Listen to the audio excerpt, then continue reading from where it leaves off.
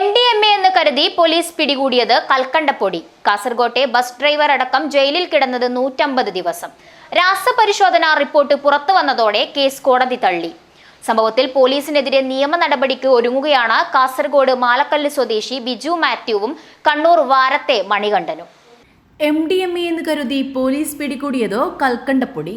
രാസപരിശോധനാ report പുറത്തുവന്നതോടെ നിരപരാധികളായ 2 പേർ 150 ദിവസത്തെ ജയിൽവാസത്തിനു ശേഷം പുറത്തിറങ്ങി. കാഞ്ഞങ്ങാട് മാലക്കല്ല് 18 മൈൽ ചെരമ്പച്ചാൽ ഞറളാട്ട് ഹൗസിൽ ബിജു മാത്യു, കണ്ണൂർ വാരം നന്ദനത്തിലെ മണികണ്ഠൻ എന്നിവരെയാണ് നിരപരാധികളെന്ന് തെളിഞ്ഞ് കോടതി വിട്ടയച്ചത്. കോഴിക്കോട് സിറ്റി നാർക്കോട്ടിക് സെല്ലിന്റെ അശ്രദ്ധ കൊണ്ട് 5 മാസം ഇവർക്ക് ജയിലിൽ കിടക്കേണ്ടി വന്നു. കഴിഞ്ഞ വർഷം നവംബറിലാണ് സംഭവം. 60 ഗ്രാം പൊതിയാണ് കോഴിക്കോട് വെച്ച് ഇവരിൽ നിന്നും കസ്റ്റഡിയിലെടുത്തത്. എന്നാൽ ഇത് കുട്ടികൾക്ക് കൊടുക്കേണ്ട കൽക്കണ്ടപ്പൊടിയാണെന്ന് പറഞ്ഞിട്ടും പോലീസ് സമ്മതിച്ചില്ല. കേസ് രജിസ്റ്റർ ചെയ്തതോടെ ഇവർ റിമാൻഡിലാവുകയായിരുന്നു. ഹാജരാകാൻ അഭിഭാഷകരില്ലാത്തതിനാൽ കോടതി ഇവർക്ക് അഭിഭാഷകനെ അനുവദിക്കുകയായിരുന്നു. അതിനിടെയാണ് ഇവരുടെ കയ്യിൽ നിന്നും പിടികൂടിയ വസ്തുവിന്റെ രാസപരിശോധനാ ഫലം പുറത്തുവന്നത്. ഇതിൽ നിന്നും പിടികൂടിയത് MDMA അല്ലെന്ന് പരിശോധനാ ഫലം വന്നതോടെ നിരപരാധികളെ കേസിൽ നിന്നും തന്നെ ഒഴിവാക്കി സ്വന്തം ജാമ്യത്തിൽ വിട്ടയക്കുകയായിരുന്നു. 14 ദിവസത്തെ റിമാൻഡ് കാലാവധി കഴിഞ്ഞു ജയിലിൽ നിന്നും കോടതിയിൽ ഹാജരാക്കാൻ കൊണ്ടുവന്നപ്പോഴും മയക്കുമരുന്നല്ലെന്നും നടപടിയുണ്ടാക്കണമെന്നും പോലീസിനോട് ആവർത്തിച്ചെങ്കിലും ചെവികൊണ്ടില്ലെന്ന് ഇവർ പറയുന്നു. സംഭവിച്ചത് എൻ്റെ സുഹൃത്താണ് മണികണ്ഠൻ ഡ്രൈവറാണ്. ഞാനും മണികണ്ഠൻ ഒന്നിച്ച് ഞങ്ങൾ കണ്ടെയ്നർ ലോറിയിൽ ജോലി ചെയ്തിട്ടുണ്ട്. അപ്പോൾ ആ സമയത്ത് ഞാൻ മണികണ്ഠൻ മംഗലാപുരത്ത് ഒരു ഹോട്ടലിൽ ജോലിയായിരുന്നു. അപ്പോൾ അന്നേരമാണ് ഒരു കണ്ടെയ്നറിൽ വേക്കൻസി ഉണ്ടെന്ന് പറഞ്ഞിട്ട് മണികണ്ഠൻ എന്നെ വിളിക്കുന്നത്. അങ്ങനെ ഞാൻ വൈകുന്നേരം എന്നെ വിളിച്ചു.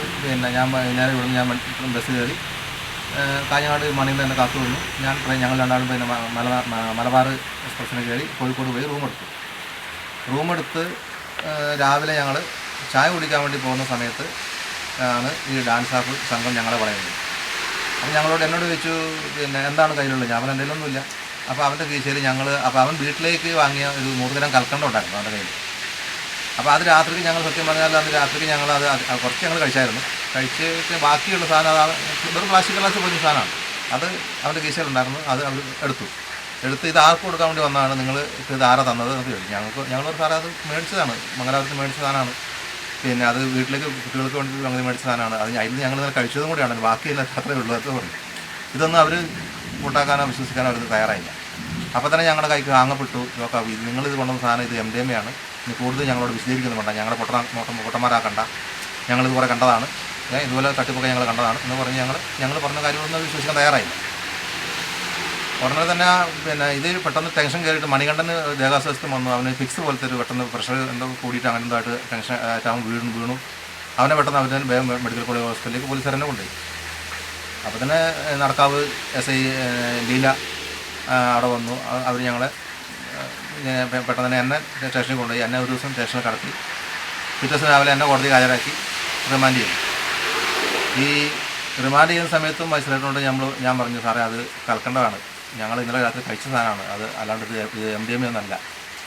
എനിക്ക് അങ്ങനത്തെ ഒരു പശ്ചാത്തലമില്ല, ഞാൻ MDMA കണ്ടിട്ടുമില്ല, ഉപയോഗിച്ചിട്ടുമില്ല. ഇനി അഥവാ പക്ഷേ ഞാനത് സാറുമാരോടാണ് പറഞ്ഞത്. ഞാൻ SI ലീല അവരോട് ഞാൻ പറഞ്ഞു, സാർ അങ്ങനെയാണ് നിങ്ങൾക്ക് അങ്ങനെ ഡൗട്ട് ഉണ്ടെങ്കിൽ MDMA വിൽക്കുന്നവർ എന്തായാലും ഇത് ഒരു ശകലം ഉപയോഗിക്കാതിരിക്കത്തില്ലല്ലോ. നിങ്ങൾ ഞങ്ങളുടെ ഇത് നമ്മുടെ മെഡിക്കൽ പരിശോധിച്ച് കഴിഞ്ഞാൽ നിങ്ങൾക്ക് എന്തായാലും ഞങ്ങളിത് ഉപയോഗിച്ചില്ലോ നിങ്ങൾക്ക് കിട്ടുമല്ലോ. എന്തായാലും അതിൻ്റെ കണ്ടന്റ് നമ്മുടെ ശരീരത്തിലുണ്ടാവും. നിങ്ങൾ അതുങ്ങൾ ചെയ്യും. അല്ല ഞാൻ അതുപോലും ഉപയോഗിക്കാത്ത, ഞാൻ സിഗരറ്റ് വീഡിയോ ഒന്നും വലിക്കത്തില്ല.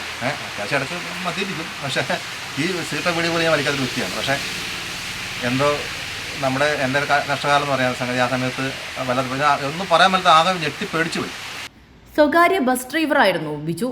മയക്കുമരുന്ന് കേസിൽപ്പെട്ടതോടെ നാട്ടിലും വീട്ടിലും ഒറ്റപ്പെട്ട് അപമാനിതനായി. ജോലി നഷ്ടപ്പെട്ട് ജീവിതം വഴിമുട്ടിയതായി ബിജു പറയുന്നു. കോഴിക്കോട് ജില്ലാ ജയിലിലായിരുന്നു 150 ദിവസം റിമാൻഡിൽ കഴിയേണ്ടി വന്നത്. NDPS കേസുകൾ കൈകാര്യം ചെയ്യുന്ന വടകര സ്പെഷ്യൽ ജഡ്ജ് കോടതിയാണ് ഇവരുടെ കേസ് തള്ളി ജാമ്യം അനുവദിച്ചത്. സംഭവത്തിൽ പോലീസിനെതിരെ നിയമ നടപടിക്കൊരുങ്ങുകയാണോ ഇരുവരും? News bureau, Kolichal.